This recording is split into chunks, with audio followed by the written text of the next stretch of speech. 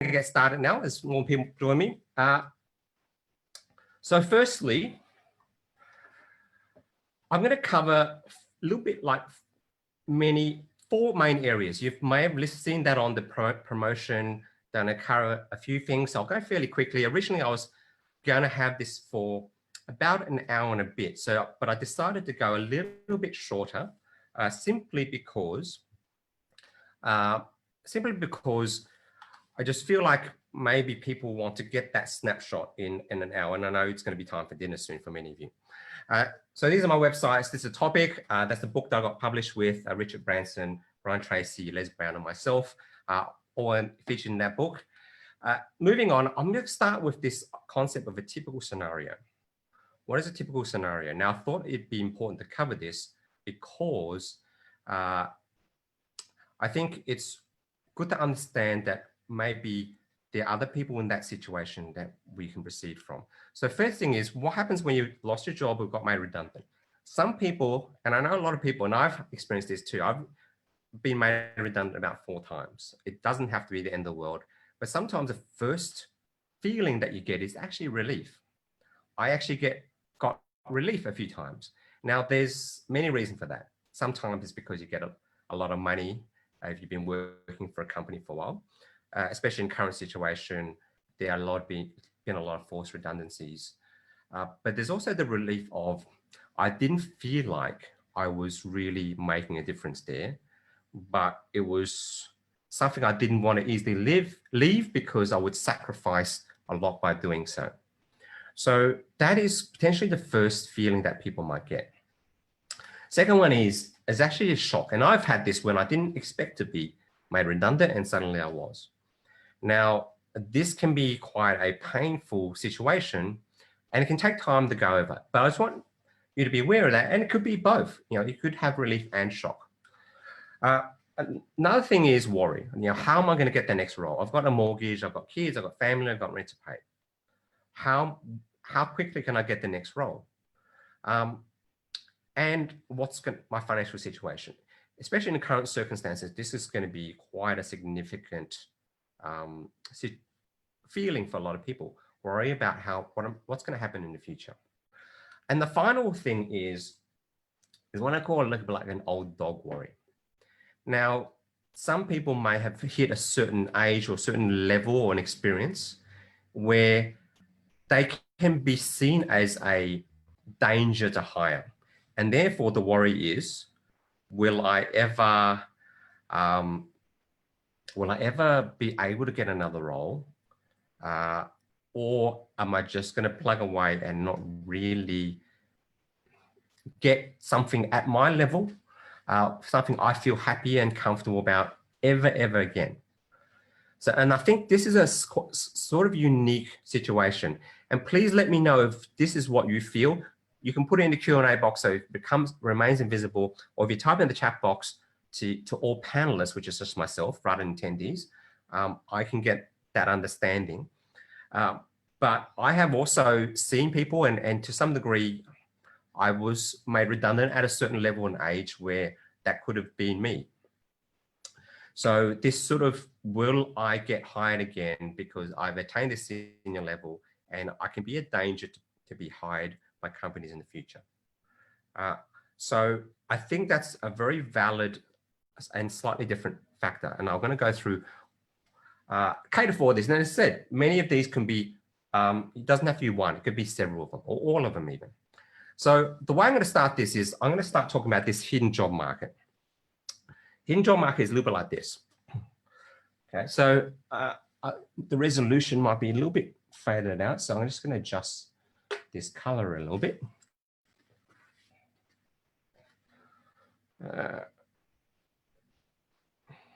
Okay, hopefully. No, oh, there we go. All right. So I'm going to use this analogy of cast house. Now, here's the thing. What can happen in situations when there's a lot of people looking for jobs and are not necessarily a lot of jobs available is we need to look at other channels because maybe certain things aren't going to be advertised. People talk about this idea that most jobs aren't even advertised. How do you find them? There are many channels, and I'm going to explain why jobs may be hidden from you, and therefore how to find it. And the analogy I'm going to use is car sales. So for example, if you're going to buy a car, you can go to a website. You've got look on a lot of the different websites like drive.com and carsales.com. And this is and there's also the dealerships. You can go to dealerships, a little bit less common now, but dealerships also advertise on the website. Or you can go to an auction. And I've bought myself 3 cars in auction. I'm a bit of a car person. I've actually owned 23 cars, but I've bought, I think 3, maybe even 4 cars at auction before. And then finally, you could buy a car from a friend. May not be as many options, but it's also a little bit more reliable and trustworthy if you know your friend. And the idea is they may give you a slightly cheaper price, or you know how they might have taken care of that car.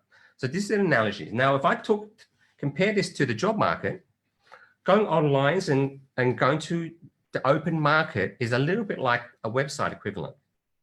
So finding a job online, having more than 200 applications and possibly more and more now, right? You know, each job listed, especially at a certain level or certain amount of money, if there's been a lot of people made redundant or the economy has taken a downturn, there can be a lot more than 200 applications for each one of these. We'll probably even talk about a lot more. The company website. Now, a company website is often the first point of call for a company because they, number one, identify people who are interested in working for that company, but also the internal candidates of the company. Now, a company website can be also open and not necessarily just intranet, but it is what I would call semi-hidden.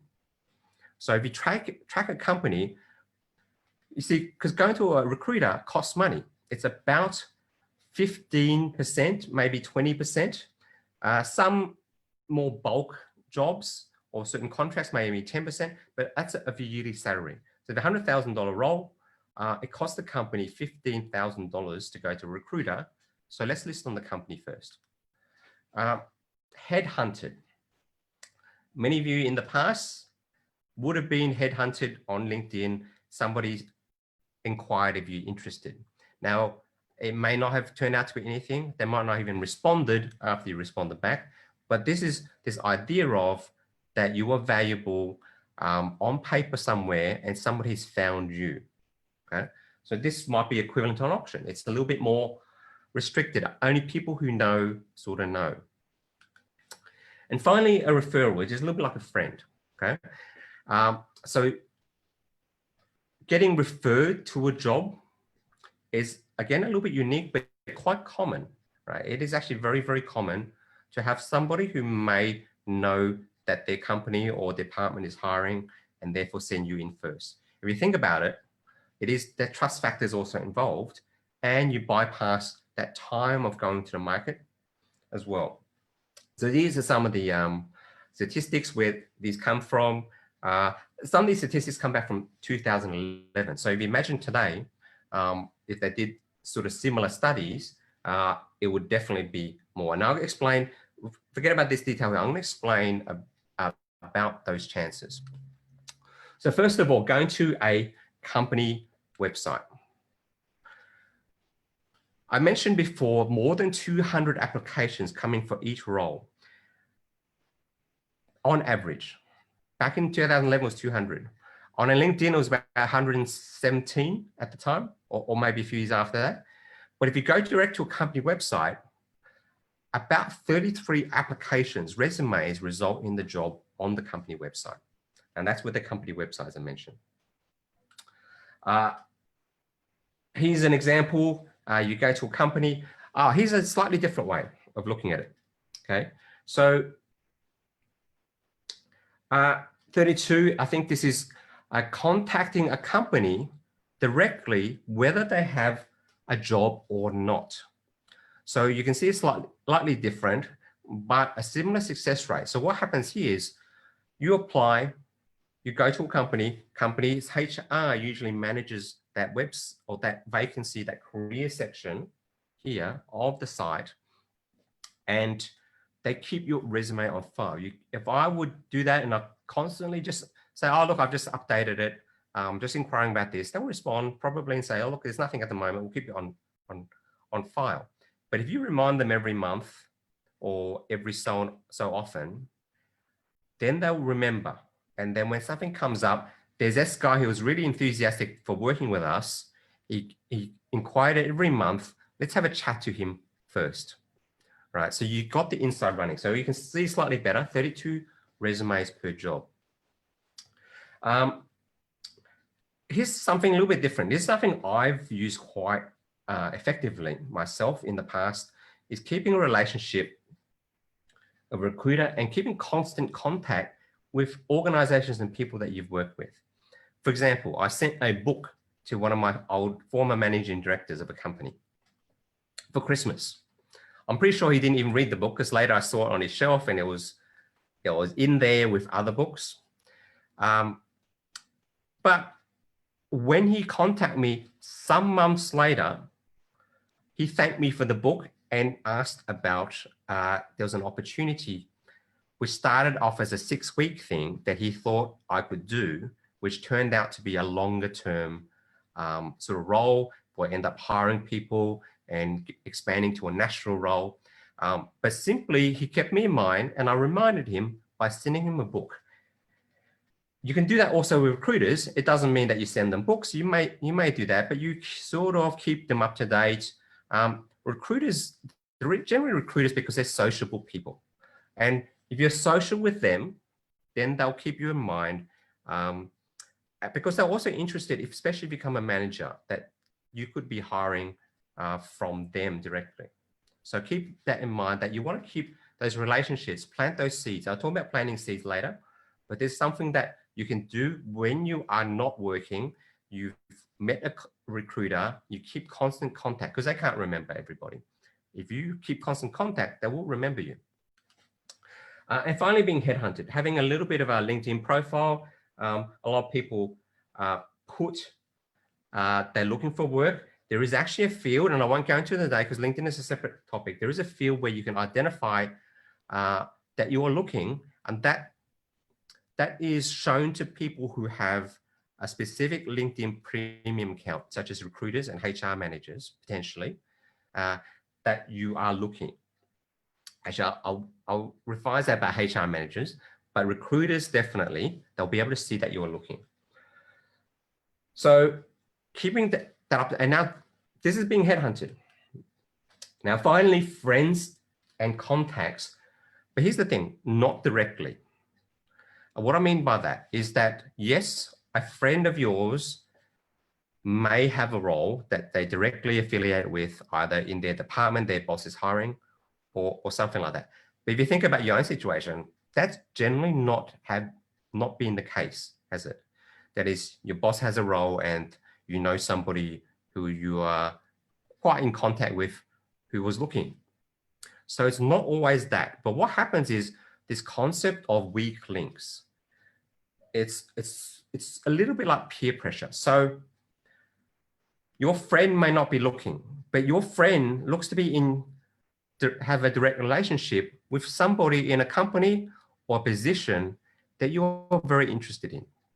And what you do is you say, look, Bob, I am interested in this sort of role. Now, you probably don't have something like that or know anybody like that, but I notice you have this other contact. You know him quite well. Is there a chance that you can introduce me just to have a coffee with him? Because I'm just really interested in what he does, how he looks at this industry or this role, and just have a chat with him. Now, your friend Bob calls their friend, if they know him fairly well, or makes contact with them and says, look, I've got a friend, he just wants to have a coffee. It'd be a good favor for me to if you just say 15 minutes, he'll buy you a coffee, he'll come to you, or maybe, in other circumstances, he'll just call you on Zoom or any other sort of video, or just pick up the phone, right? He just wants to ask some questions and understand what you do a little bit more. Now that friend now, that person that you were interested in is probably going to say, okay to Bob. Why? Because it's not as direct. Number one, it's not Bob asking about what they want. It's Bob's friend. So now actually Bob owes you a little bit of a favor, right? So you're willing to do it for him. It's a little bit different if Bob asks you, because you probably say, oh, you feel guilty, and you say, oh, look, I don't really have anything. But it's Bob's friend, it's a little bit easier. So that's what I mean by it's not direct. It is what we call weak ties. And what they find is weak ties is often much more powerful than those direct ties. So this results in, believe it or not, 10 resumes per job.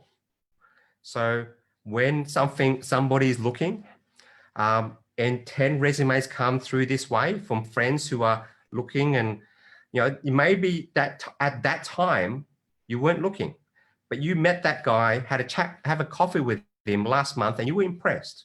You were happy with him. You thought they culturally could fit. You seemed enthusiastic about the company, what they did, or you did, and I'm going to ask my friend again. This is that friend of yours that was looking. What was his name again? I have something. Just send me their resume. Okay. And you probably didn't keep their details handy. Maybe you put it on a diary, or maybe, as I said, Bob knows. So therefore, now still not majority, 1 in 10.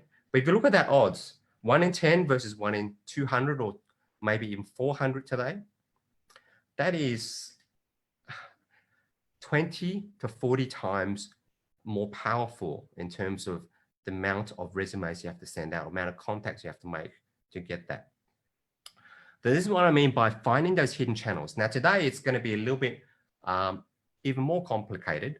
You might try to message people directly and send emails and get your LinkedIn premium. But we all know that's not really that effective. You probably got messages from people that you don't know. And therefore you won't reply. And especially if the economy is a little bit weak and you're in a management position, you're going to get a lot of those. You're going to get a lot of recruiters contacting you. And recruiters only get paid when there's a placement. So there's a lot more flow like that. So it's much more powerful that you get referred from somebody. But these are what I mean by hidden channels. Now, there's going to be a lot more hidden channels that you won't see. But if you keep your eye open, if you keep an open heart about these, then you will actually be able to see a lot more of these hidden opportunities.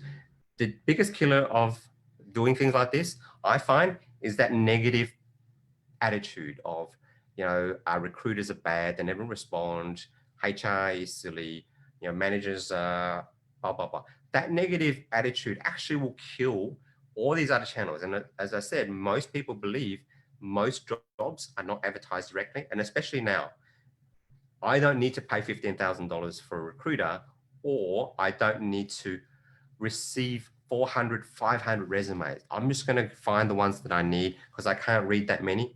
Even an applicant tracking system can't delete enough. I'd rather read less. As a quick example of this, recently I asked to get an assistant hired, and one agency sent me 5 resumes, and I looked at them. I think it might be 6. And here's the thing. Recruiters or agency generally don't want to send much more than 4 or 5, because you're not going to read them all. It's too overwhelming. If they shortlist it for you, you might read it. Now, what I saw was resumes which were very, very different, formatted quite different. The agency obviously removes their contact details, so you can't contact them correctly. But after a while, you just sort of feel like, I'm reading stuff. I don't really know if this guy is good at that.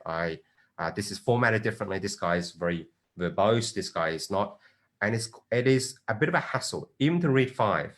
So imagine if 400 came through, or 200 came through for one role, even 30 something.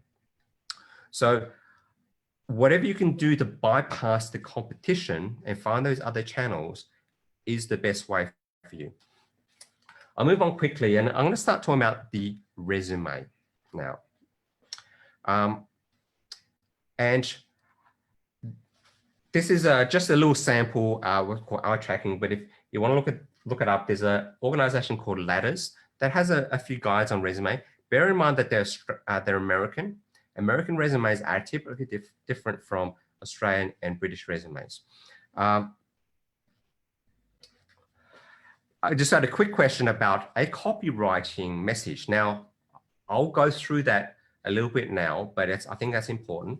Oh, sorry, I'll go through that a little bit later, but I think that's important. Oh, wrong slide. Okay, so 3 key resume tips that I want to give you at this point. I'm going to try to summarize it because we got a short amount of time. I do a whole session on resumes and different types and different levels of resumes. But 3 key tips I'm going to give. Number 1 is clarity. And succinctness is important. And I'll go through an example of that in a sec. Second one is results focus. Now, a lot of people tell me, and I want to tell them this, oh yeah, my resume is results focused. I've got these achievements there or accomplishments. I can tell you, when I read it, I don't see that. In fact, probably less than 1 in 10 have a decent amount of results that they show. And the reality is probably 1 in 20 or 30 have impressive results that bring them to the top of the pile. So I'll talk about how do you show that. And thirdly, and this is a little bit of that copywriting message, a career summary. Now, I get asked a lot about cover letters, and it gets made quite a big deal. Recruiters never read them. If you ask any recruiter, they'll tell you generally they don't read them, especially if they're attached separately. On some online areas that you can attach, for example, seek.com, they can attach a cover letter or you can type one in. When you type it in, that's a little bit of that copywriting message, because what happens is it comes through as an email with your resume attached, and therefore your email has text to it.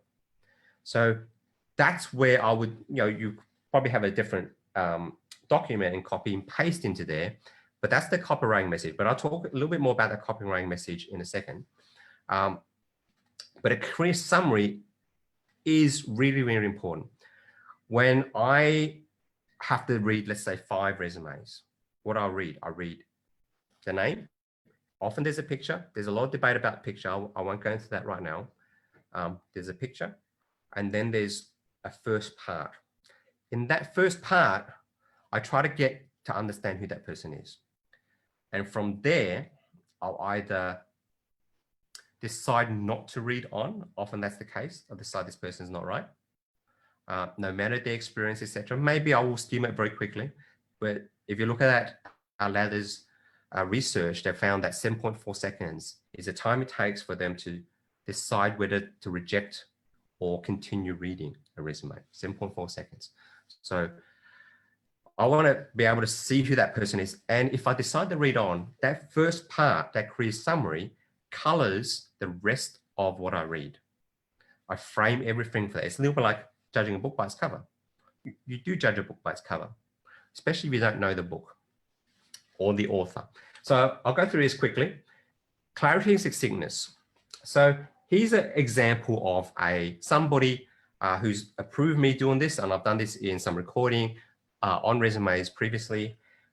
This was an example of their title, Building Industry Association website content manager or administration, blah, blah, blah. This is what they wrote. It is long, it is quite verbose, and this is only 3 points. There were a lot more points below that, right? This is sort of, you don't have to read it, especially if you're not technical. But if you look at it quickly, you'll sort of see that we don't get what he's talking about. It's not clear and it's not succinct. So if I were to, quickly shorten that, I might end up with something like this. See, I need to know what this person did or what company that was. So if I don't know who that is, you might have to explain it, who they are. And especially if it's impressive, tell them what size it is, what size the industry or what size the company is. If it's not so much, you can probably leave that out, but they should know what industry it's in. Sometimes the title may have a different type of title, especially in HR or recruiters. They're not necessarily technically minded. So they might not know all the iterations of what that person did. For example, in the past, I've been a business analyst, but also I could also be called a commercial manager, financial planning, analysis manager, business analysis manager. I've done all those things sort of wrapped up in a similar role. So I may put things like that, especially if the job title you're applying for is slightly different to the job title that you had. So be clear, don't lie, but be clear. Here I've put a date. If it's short, then and it's contracting, then you should say that, because someone who moves around a lot can actually create a bad impression. But you see what I've done here is I've made the description fairly short and then put some achievements in there. I won't go into details about how it is, but you can see that in a way, it's not necessarily a lot shorter in space, but it's clearer and a lot more white space is involved here. Now, I just did this quickly, and potentially I might even shorten this a little bit more. But there's a rule of 3 that I like to adopt in resumes. See, when they test people about their memory, if I read you a certain numbers or letters or words, people will tell you they can. If I ask you how many numbers you can remember, you might say 7 or maybe even more. But the reality is, when they test people how much they can remember in terms of a sequence of things, the answer is really only 4. So after the 4th thing, you've forgotten the first so many. In fact, I like to almost say you can probably only comfortably remember 3 things. 4th is the stretch. What that means is, if I'm trying to describe something, and people who write job descriptions do this too, and which is why they get such poor quality sometimes in the applications. If you have a lot of points, by the time you get to the bottom, you've forgotten what the top point was. And often the top point was the most important. So when you write your resume, stick with not many points. If you have more points to explain, I break it up like this: achievements, right? Or the next type of role. So maybe one is administration, one is web design, and one is database management. So separate them so they can see in a way which they can digest it. 3 points. I stick with 3 points and no more than that. So achievements here, results. Okay, and I'll talk about results a little bit more in a second. There's going to be a question on how much experience as well that you do put on resume. Generally, you put relevant experience. Now, sometimes relevance is time.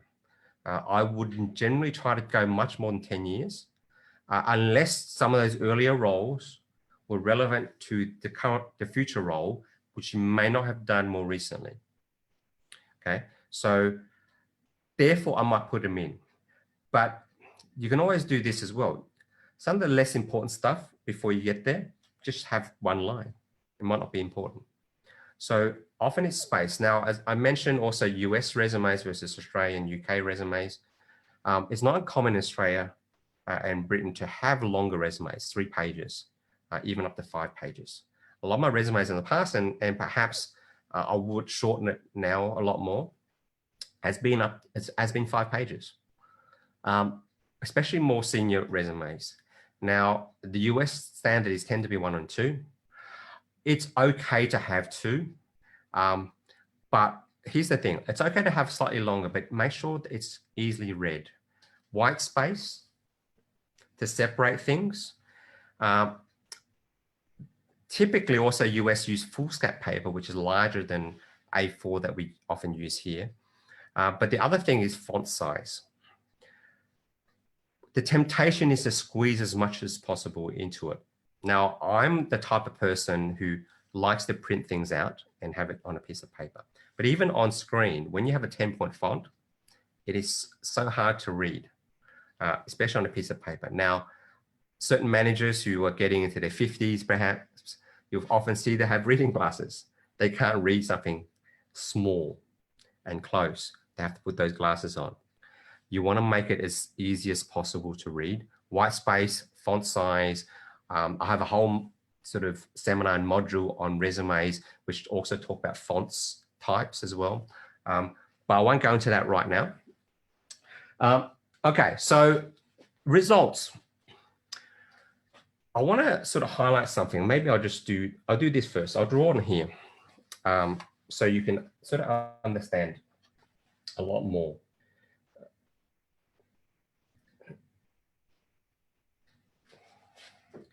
Okay, so I'm going to make this a little bit thicker.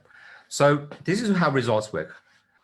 When the typical way of explaining or being asked about what you do in an interview or even on a job is, what were you? What was your title and who you work for?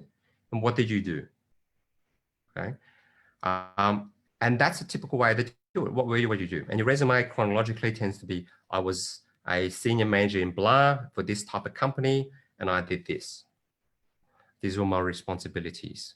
I was a junior manager and I did this. That was the next one along.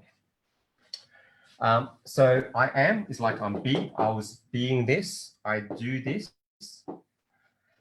And if you want a little bit more detail on this, on my website that I gave you, I have a video there which I explain this whole thing, which talks about how do you stand out and get the job ahead of anybody else who may even have more experience and better titles and work for bigger companies, have more responsibility and more budget. How do you get ahead of those guys? Now, if I would being something and do something, I have a result. Right? The guide is I have, I be, do have. Right? Now, why am I asking all those questions about what were you and what do you do? Is I need to understand if I put you in my organization or in this job, what is the result of that? Can you do the job to manage the people, to have the reports done on time, or get the website or software developed, or get those sales, or improve the profitability? I'm after the results. I'm actually not after the task and the title. I'm after the results. But very few jobs, apart from something like sales or sport, where you actually perhaps exercising, very few of those actually track that, right? We have KPIs and sometimes they can be used for results, but very few things track that. So typically what we do is we try to extrapolate from this. If I give this though, if I give good results here, in fact, I give great results here, what does that tell me about if you could do the job or not? You obviously could do the job great, all right? And what about, could you be that manager or that salesperson or that technician? Obviously, you could be that, right? You can be great on that. So what happens is suddenly I've got a lot more confidence. I'm not trying to forecast the future. I'm trying to extrapolate your results. And if you did it there in that company, which is even bigger than our company or maybe in a similar industry, you can do much better than our previous person did or any other these candidates have done. So that is one of the key things about achievements and results. Can I extrapolate this, right? And if you produce this, then these are easier. They don't have to ask as many questions. If you pop it up on a piece of paper or in an interview, then they have confidence in that and not in the other ones. The other person could have more senior in a bigger company, had a bigger budget, had more staff, but are you going to get them back and ask, are you going to get them to rewrite the resume or interview again to find out if their results are as good as you? They're probably not. So you need to do it first. You need to do what you didn't even get asked for. That is result. Did you produce results? Right? Often they don't even ask. So I'll give a quick example here about how that worked.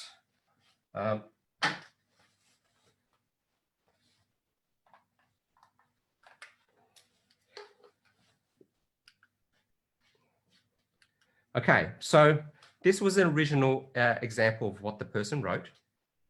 I improved the accessibility of, this is a sort of a web administration or a web design role. I'll just read it quickly for you so you can get an idea about, this is I do this. I improved the accessibility of the current PDF resource by applying metadata to each document and applied user-friendly and accessible functionality to the PDF recourse to aid those with visual impairments according to the W3C standards. This improved the search functionality of the website and raised the accessibility rating of the website, delivering more relevant and accessible content to users. Hopefully you can't hear that too badly. It's a car alarm going off. But let's just move on quickly. You can see that this is not uncommon. I know it seems awful, but when you're writing it, you'll find that you end up often doing this, especially on the first cut. Right. So if I revise this just quickly, okay, I did this. I asked, well, what was the result of all that? Improve the website's search rate by around 80%. So get a number. Once you have a number, if I improve something by 125% or 127%, right? Do you feel that that's a big improvement? I can say I improve something, but it could be 1 or 2%, right? So giving a number one, makes it clear in the mind. Now, the reason why it wasn't exact is because perhaps this person, I don't think, actually tracked it. So it was a little bit of an estimate, but it was not necessarily an inaccurate estimate. So you may have to do this, but if you have something you can find that actually gives a more exact number, it's more believable the more exact it is. According to accessibility ratings, delivering more relevant accessible content for users, also improve access to those visual impairments, W3C standards. That's a little bit like trying to get them to do a first draft. Okay, so if I revise this again, so revision 2, you can see the length difference now. It's a third. Improve website search by 80%. Accessibility ratings for relevance and content and visual impairment. Average target 10 to 15%. Now, I would even probably revise that further, but it's sometimes a matter of how comfortable the person is and what they want to keep in there. So visual impairment and accessibility ratings for relevance, they might feel that's really important for the person reading it because that role specifically asks for these areas: visual impairment, accessibility ratings, and relevance and content. Right, so they've kept that in there. But really, improve website search by 80% based on something. Focusing on results, remembering not everyone who reads a resume is a technical person and knows everything about that job. So there's what I mean, a little bit like clarity and putting some results in. Now, lastly, I want to talk about career summary. I'm worried that I'm moving fairly quick because of timing. Career summary. So this is a little bit of a heat map that I talked about. This comes from that Ladders Institute site. And the career summary, and this is a US resume, so it's 1 page. Now, as I said, it can be longer. Even US resumes can be 2 pages. That's okay. But what I want to point out here is this top third here is a little bit like introducing yourself, that first impression that you make when you shake the person's hand. You shake, well, your appearance, right? Photos, there's a lot of debate on photos. In Europe, everyone expects a photo. A European resume has a photo. It's abnormal not to have a photo. US is like no photo ever. Australia can be a little bit different. My rule of thumb is if you know it's going directly to somebody and you can present a nice photo, have a photo. If you're going through a system, then you may exclude the photo. In US, they do it for discrimination reasons. So they can't discriminate based on appearance, that on age or race, etc. So therefore, they just sort of can it. They say, we're not even going to look at it. I think Canada is also similar. Northern America, I guess you could say. Europe, everyone expects it. So that's my rule of it. The resumes that I received just last night, there were 2 of them with photos. One of them made a good impression. I looked at the resume much more positively because of that. The other one made a negative impression. The person was not well dressed. The person didn't have a good smiling expression. So therefore it colored that resume negatively. My advice is, I mean, these days you're going to get photos on your LinkedIn, right? Get a good photo, have the camera, be well lit. You know, like when I'm doing a seminar here today, you might see this is a little bit different from a lot of those Zoom calls that you've seen. I have 1, 2, 3, 4, 5, 6, 7 lights around me to color this background, to fill in my face. It's 7 lights. That made a good impression. But you don't have to be that complex when you're photo, but having a good photo, have a smile in your photo. If you're a bit older, the photo can make you look younger, but also can make you look more energetic. So if you're made redundant and you feel like you're a bit old, and I'm going to go into that specifically a little bit later. So you feel like you're in that situation where you may not get hired. I'm going to go through that. But here is this introduction. This is the headline. I call it a headline. It's a little bit like picking up a newspaper in the old days or reading your feed on your social media. You decide whether you stay on that article or that part of the feed and read or watch the video based on what it's saying and what those first few seconds are. Remember, 7.4 seconds. Now, this is an indication of how long their eyes lingered in certain areas, right? If you look from this is the experience part. They look at the title, they look at the job, they look at the date. They look at, remember how I mentioned 3 points? This has 1, 2, 3, 4, 5. This has a lot of points on here. But you can see they don't even read the whole thing. They cover the first so many. We can't remember it all, okay? So focus on those top points. If I have a separate headline achievements, I might get a little bit like this, an extra heat map down here. So these are 2 rows virtually. And you can see it drops off a little bit more on the second one. But you can see how much time is spent on the name and the title, the location possibly, or the summary of who I am and the description of me and some dot points about perhaps what my skills and achievements have been, right? You can see, I would say probably even 50% of the time is spent on this section. That is your introduction to you. That is your copy of who you are. That's your summary, that's your headline. That is your executive summary as in terms of report, your career summary. Some people call it a mission statement. I don't like that term personally, because when I read a resume, I don't care about you yet. I care about, do you fit in what I need? After I decide you fit, then I'll worry about you. Will you actually be interested in working for me? You see? So when you start with something called a mission statement, it almost tells me that, you know, you don't care about what I need, you care about what you want. So I tend to not call it that. I might just call it career summary. Some people call it skills summary. But essentially it's telling me about you. Focus on that. Now, I'll give you one quick tip on this, right? I do a whole section on this, but I'll give you one quick tip on this. Don't start with something like, I'm an energetic, motivated, results-driven, blah, blah, with great communication skills. It's possibly slightly more positive than if you don't write that. But on the other hand, if I write something more factual, more relevant, specific, and results focused, I am a financial or a commercial manager with 10 years experience in a dozen industries, including this and this, which those things may be relevant to the industry that I'm going to be applying for. And I've achieved this, this, and this. And I may, have a high level of skill in Microsoft Excel, blah, blah, blah. That is much more effective. What I found in those resumes that I mentioned I received last night from the agency is, my question back is, are these people any good? Do you know if they're any good?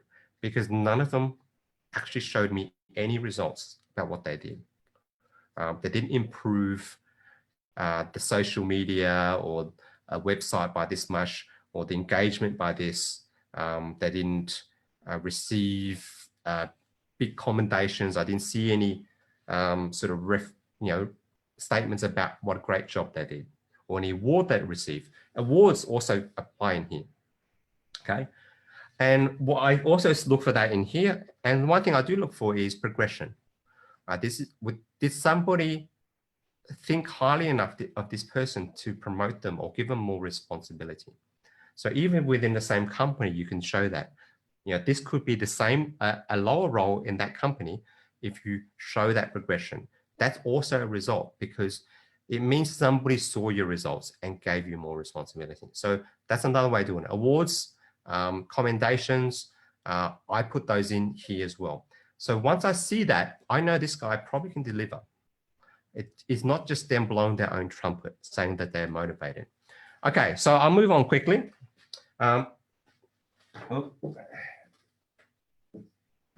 Okay, so I want to also talk about finally the idea of emotional state and attitude. So one thing that I found in coaching people how to get a job is, and as I mentioned before, I've been made redundant, not just contracting redundant. I mean, like contract finishes and they don't renew it, but actually job redundant 4 times. The first time it was almost a little bit of a relief. Second time it was a shock, but then I received something for it, so it was a bit of a plus. But it also was a bit of a relief. But there are times when what happens is you get put into an emotional state and you may stay there whilst you apply, especially if you need the money and you feel like I need to find a job as soon as possible. That colors everything that you do. So one thing I want to talk about is this idea of confidence. It's sort of important to have confidence, not so much in whether you're going to get a job or not, but in this idea of I'm confident of my value, that I have value, that I have something to give. So rather than being sort of like, I need the money, I think I can do the job, I've done this title before. Confidence is I can add some value. Coachability. Now, I'm going to relate these two to a previous seminar that I did with IT people. I interviewed an IT person earlier, and he was a recruiter, sorry. He was an IT recruiter, had 20 years experience, and we talked about how in IT often the communication skills aren't always the best, and how that's important, and how if I found somebody who could do the technical side and had good communication, that person is almost hired, but also in line for the promotion, because often those technical people don't always communicate very well. And then I ran a poll in the middle of that webinar, or near the end, after we've been talking about this for an hour, and said, what do you feel like is one of your biggest barriers, or your barrier to getting that next role? And I can't remember if I said pick one, or you can pick many of them. But the answer was, surprisingly, after we talked about this idea called communication and the social aspect of it, only 1 in 5 said that that was a barrier to them. Now, I've done a lot of seminars, and a lot of the live ones that I've done, I've actually been foreign cultured IT, sort of people, not everybody, but probably 50%. And a lot of them have not been working for a long time. And I can tell you, having spoken to many of them, I did feel like that was a factor. But only 1 in 5 identified it as their problem. So what I found was these people, if I tried to sell them a course on how to communicate better and be more social in interviews and impress better, they wouldn't have done it. They wouldn't have thought that that was the thing. On the other hand, if I sold them a qualification that gave them a certificate that said they achieved something, that was much, much more a factor for them, more qualifications, more degrees, etc., than something like that. I can tell you, I have been in a lot of taxis and a lot of Uber drivers. They've had 3 degrees and they're driving a taxi or are driving Uber, right? it's not as important. Those people, when you talk to them, they seem nice and mild, and they talk about why they're doing this instead of their role. But they seem very reasonable. But the point was they weren't very coachable. They weren't open to this idea that I didn't know something, right? So keep that in mind. The final thing is this is a very important one. When you feel like you need to get a role, you have this feeling of neediness. I need a role. That permeates into everything that you write, how you apply, how many you apply to, what roles you apply to, how you interview, when you meet the recruiter or the HR person, when you pick up the phone. That permeates everything that you have. And you could say the opposite of this is sort of like a belief in the value that you can deliver, a confidence in that value. So the neediness will kill the role. It's like a beggar coming to you. If a beggar asks for money, you're probably only ever going to give it to him to get rid of him. And you only give him 50 cents, 20 cents, $1, right? You want to give more because then they'll ask for more and then they'll hassle you. But the person who, looks like they're well-dressed and they may ask for something like, yeah, look, I need something. I just need to, I forgot my car to pay for this trip on the bus or ferry. Can you help me on this? I'll promise to blah, blah, blah. They have a belief in their value, and also they don't need you to do it because they can just ask somebody else. The candidate who wins is a candidate who has choice, or at least feels like they have choice. I've gone and interviewed for roles, been told that I've been accepted, and then asked to meet the person a little bit more to find out if I really want the role. So I've added an even bigger step in there. And they've even gone out of their way to try to sell it for me and even offer me more money. Now that's a bit extreme, you don't have to do that, but the idea is I feel like I don't have to choose this one. I have options. And the feeling that you have options is one of the biggest factors in helping you get it. It improves your coachability, improves your confidence, and it wraps up the whole thing. The people who have struggled the most have simply had the attitude is I need a job. And you can coach them on talking results, but when you read it, it doesn't seem like it's a result, simply because it's colored that way. Now, I'll just quickly go to some of these questions. A couple of little questions here. Should the dates be on the right or left side? The answer is I tend to like to keep it just below. It doesn't have to be on the right side. The reason is formatting wise can be a bit tricky. I've gone to recruiters and sat where they printed my resume, but because I formatted in a certain way, they put it through a system which recalibrates the whole thing. And certain things that I put in just completely disappeared on their printed copy. So when you have a Word document where you sort of try to manipulate, you put like columns in and all that. Look, a lot of them on stuff can cater for it, but I just don't bother. I put it below. That's my personal thing. As long as it's clear. If you can't remember the exact month, then you can use the year. But generally, I try to keep the formatting fairly standard.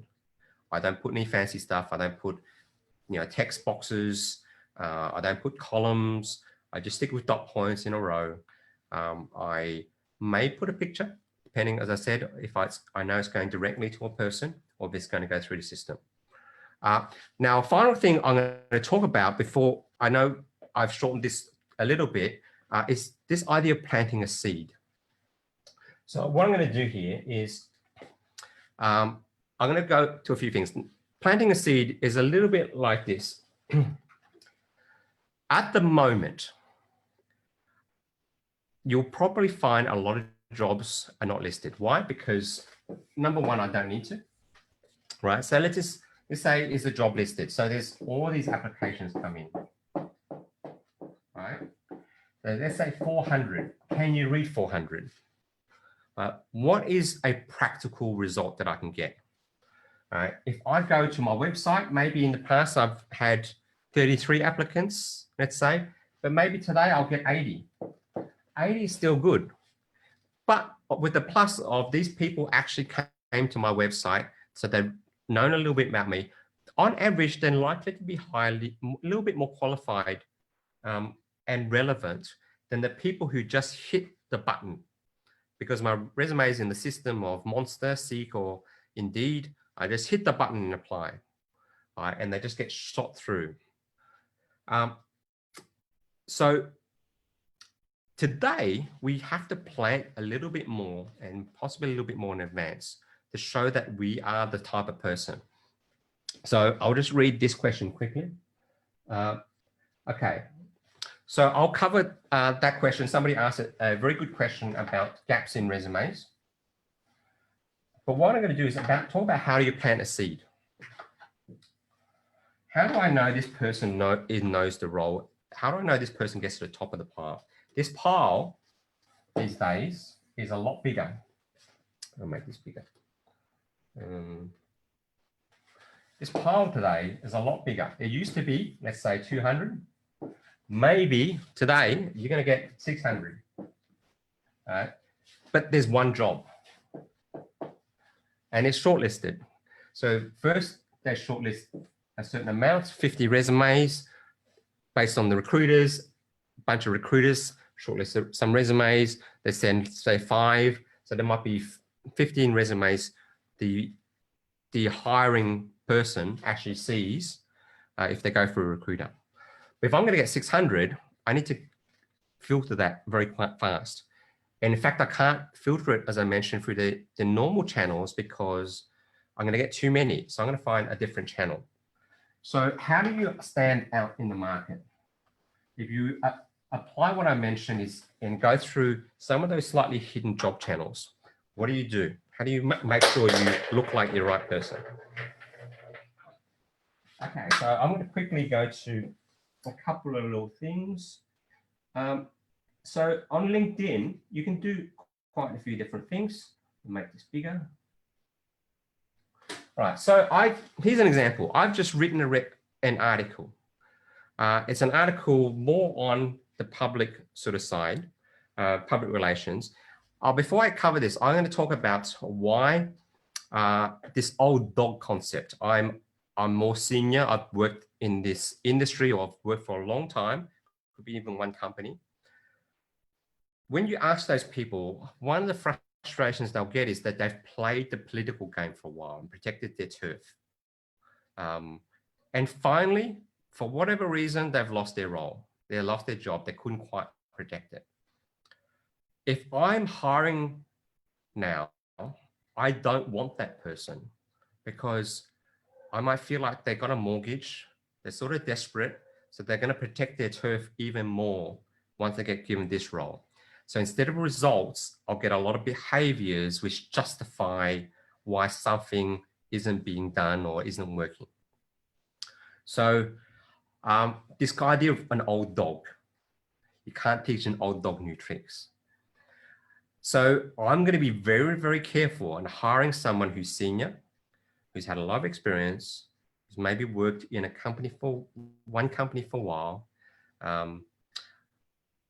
Back when they had a mining sort of drop some years ago, I remember applying for some roles and they were saying, look, there's CFOs from Queensland looking to take $100,000, $200,000 pay cut to apply for this role.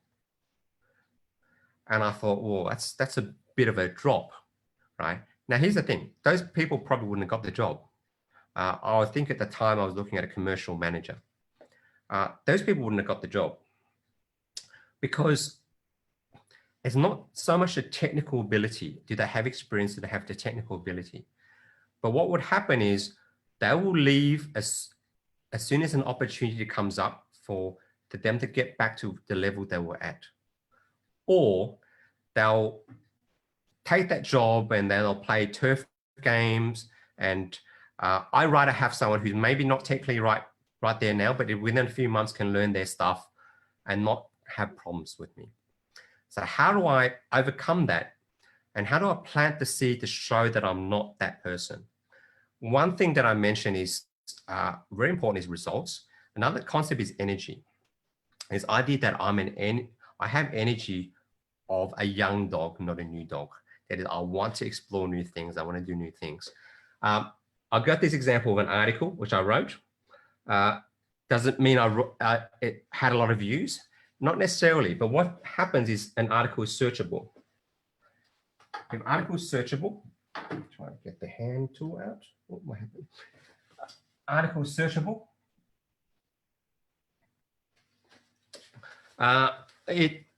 You can search for it, and then you write about a topic. Yeah, some people like it, and you share it in different places. Doesn't have to be LinkedIn. LinkedIn articles are not as powerful as they used to be, but you can share in other places. You can write in other places. But what happens is you can write on a topic, and therefore, because very few other people have written on that, you now can become or be seen as an expert. You can put those links in your resume. Most resumes now are read on computer. You can click the link. I've had recruiters tell me, yes, these are great. You should put those in because they differentiate you from the market. Another thing you could do is, what thing I've done is videos. Now, you could say videos is a bit different. I do have a YouTube channel. Let's expand this a bit more, right? But most people don't want to sit through an hour. I interviewed this guy. This is an IT recruiter, Darren. Hopefully you don't mind me giving you a plug. I interviewed him in one of these seminars. It was live. And he took the video that I sent him, the full video of an hour and a bit, and he got it cut, got some subtitles printed, put a headline in, shrunk it down to 4 minutes 43, and put it on his own feed, and sent me the video as well, so that I could use it for myself. And that's searchable now. I can put that on my LinkedIn profile. This is on LinkedIn profile, his LinkedIn profile, and I can share it to mine. And we have another question from the panel here. Right. So here it's playing, and it's got subtitles rolling. And now I seem like I'm a bit more of an expert. Now I could talk about financial modeling. I got a friend who's a financial modeling expert. Well, I can do a little feed on financial modeling. And it does, as I said, it doesn't have to have a lot of people watch it, but it's searchable. I can put the link in. Some people feel like I'm an expert now, and very few other people have done this. So planting the seed also is meeting people, having coffee, not asking for a job directly, but just keeping that line open, keeping it open to, in the future, catch up with them, offer them help, buy their coffee. Here's the thing, a lot of people forget to buy their coffee for them. Yeah, it's completely reasonable to do it. I've had a lot of people ask me for advice, but then didn't even buy my coffee. So catch up with them, do a whole lot of things, and just plant that seed. Okay, so you can search for this. I have creating a YouTube channel as well. I'm going to put a lot of these tips and extracts in there as well. I'm going to answer any questions that you might have. I know I've gone just slightly over. Originally, I was going to make this an hour and a half. I decided to make it an hour just to be let you go to dinner. But let's have a look at questions. So gap in jobs. All right. So here's the thing about gap in jobs. All right. The gap in jobs is, yes, it can be visible. And yes, if it's large, you have to explain. And it could be explained in a lot of different ways. It could be explained by saying, I'm going to actually take this off first. Okay, apologies. All right, so the gap in jobs can be explained. You can explain it often very simply. I took a holiday. I went on sabbatical, right? We had a family. I almost like took maternity or paternity leave. Now, you don't want to lie to, you don't want to stretch it too much. But some of these are not necessarily unrealistic, that you took a bit of a break and you just explored. I took a bit of break and just sort of decided what I wanted to do. I might have applied for a few jobs in the meantime, but wasn't very serious about it. Explain if you can. Just put a break in, just put a statement. Especially if it's quite long. If it's only a few months, it's not hard to explain that I took a holiday. I took a bit of a break. So now there could be a situation where, and also study, you can just, even right now, you can just go and do some study and says, look, there was a bit of a lockdown, there's a bit of a break. I went and studied because I knew I wanted to change direction in my career. So it's completely fine. Redundancy often follows with quite a bit of money, depends on how long you've been there. So I would explain it. Sometimes you don't have to. Often I don't remember exactly what month I got let off, so I don't put the month in there. So it looks like I left and then I joined again. And because I don't have the month, it could have been 9 months and I don't see a gap. So I've got terrible memory. I've worked in a dozen industries. I don't remember what month I was. I don't often remember what year I worked for that company as well. So explain it if you must. It's all a matter of appearance. If it looks clean and good, we often even don't notice those little things.